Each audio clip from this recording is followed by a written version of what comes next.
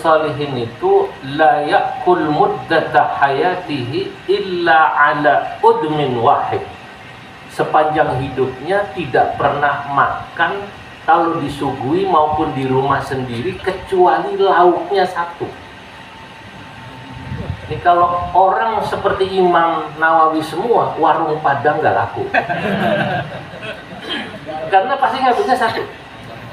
Kalau ngambil tahu ya tahu, tempe ya tempe, daging ya daging, atau ikan ya ikan, nggak bakalan kayak model wajah-wajah jamaah sini. Kalau hajatan resepsi semua dikelilingin muter.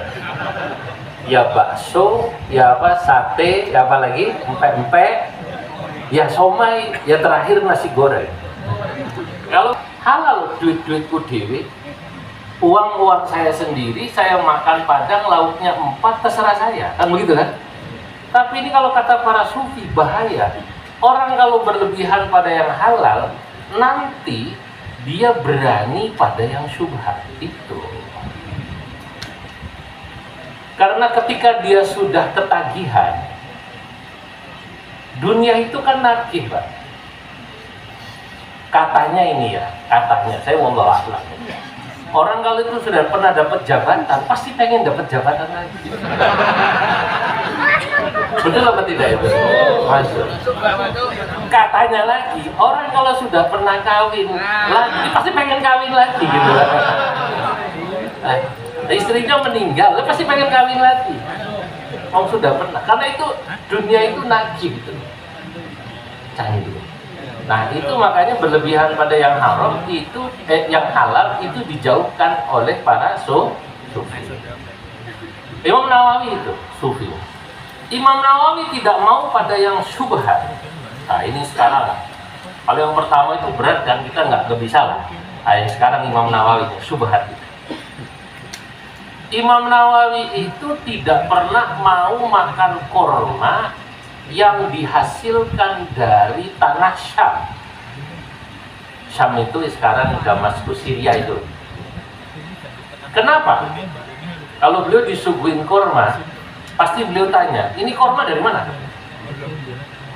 Tunis, makan. Mesir, dimakan. Qasim itu Mekah ya, Saudi ya kan? Makan. Tapi begitu Syam tidak mau. Kenapa? Karena beliau asli orang Syam. Beliau pernah dengar 100-200 tahun di atas beliau itu dulu ada kebun korma wakaf yang kemudian diambil alih oleh yang menyewa atau nadir wakaf karena belum dapat sertifikat wakaf dari ATR BPN. Masuk. Atau dia nyewa tanah wakaf, ijaratul mauquf. Itu kenapa Imam Abu Hanifah awal-awalnya memperbolehkan ijaratul mauquf, menyewakan tanah wakaf. Tapi belakangan beliau revisi atau beliau rubah pandangannya itu menjadi tidak boleh. Ketika beliau ditanya, kenapa dulu Imam Abu Hanifah memperbolehkan menyewakan tanah wakaf, lalu kemudian belakangan tidak boleh menyewakan tanah wakaf. Kata Imam Abu Hanifah, dulu perilaku masyarakat itu baik-baik. Kalau minjem dipulangin, kalau nyewa dibalikin. Sekarang kata Imam Abu Hanifah, saya lihat perilaku masyarakat berubah. Mereka menyewa tanah wakaf, begitu jarak 3 tahun tidak dibalikin, wabillahi taufiq wal hidayah. Nah, begitu dengar itu korma dari Syam tidak mau. Kenapa? Takut korma itu dihasilkan dari kebun korma yang dahulunya tanah wakaf.